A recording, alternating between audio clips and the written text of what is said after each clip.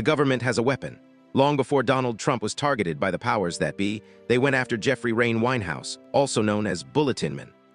On September 11, 2012, Weinhaus survived an assassination attempt carried out by two troopers from the Missouri Highway Patrol. He was shot twice in the head and twice in the chest. At the time of the attempt on his life, he was running for the office of coroner in Crawford County. Since 1996, Weinhaus published a news bulletin that dared to expose corruption throughout the legal community across east-central Missouri. In 2000, Weinhaus ran for sheriff in St. Francois County after the election was stolen from him. He served 30 days in the county jail for contempt of court and was released on the condition that he move out of the state. In 2003, Weinhaus moved to Wayne County, Missouri, under a special use permit granted by the United States Forest Service to manage Markham Springs recreational area. It took 3 years before the Wayne County powers that be grew tired of being exposed by the Bulletinman.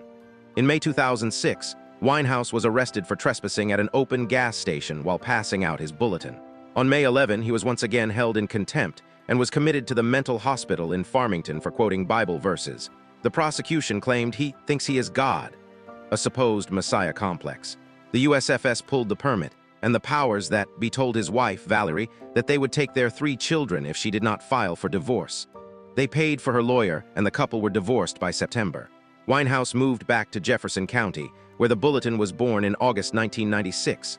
All was quiet on the home front for a few years. The Bulletin had over 50 advertisers and was the talk of the town. In 2009, Bulletinman started uploading videos to YouTube. The Bulletinman video broadcast expanded his audience and enhanced the website and print production. Weinhaus graduated from the Broadcast Center in 1988 and went to work at KTUI in Sullivan. To make ends meet, he started an advertising agency, Powerhouse Promotions, which focused on tourism in Crawford County. In 2011, one of his clients, Bass River Resort, was raided by the Crawford County Sheriff. They stole over 60 weapons, claiming that Stephen Bass was a violent felon. He had been convicted of a drug charge back in the 80s. Missouri law only prohibits certain violent felons from possessing firearms. It later emerged that one of the deputies had a federal firearms permit to sell weapons.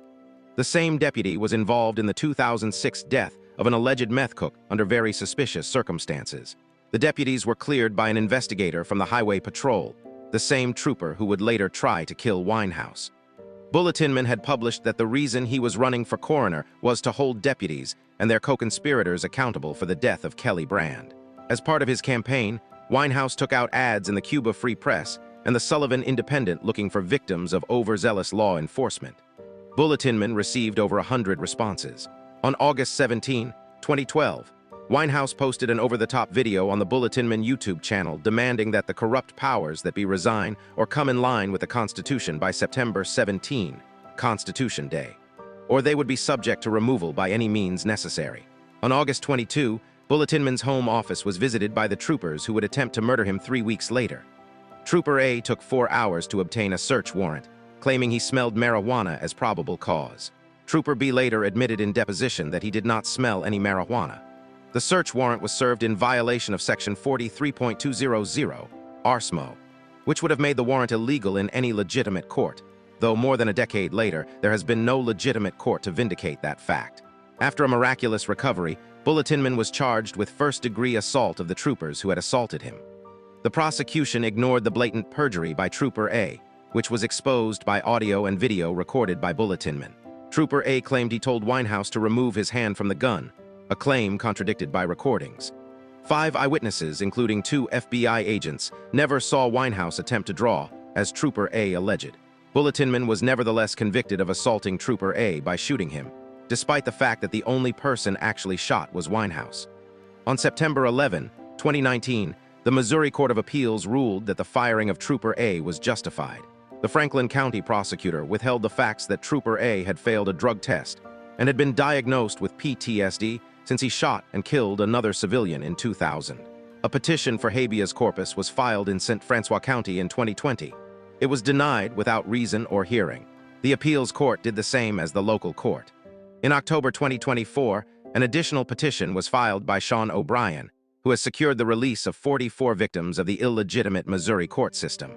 His petition was also denied without reason or hearing by the Missouri Supreme Court on Christmas Eve. Over a dozen corrupt judges have denied Bulletinman due process and have allowed the powers That be to weaponize the entire Missouri government against a journalist who dared speak out about the unchecked corruption that has infected our republic. The whole point of government is to protect our God-given rights. When it fails to do so, it fails its chief purpose and is subject to replacement. Now is the time to take back our government from those who have stolen it.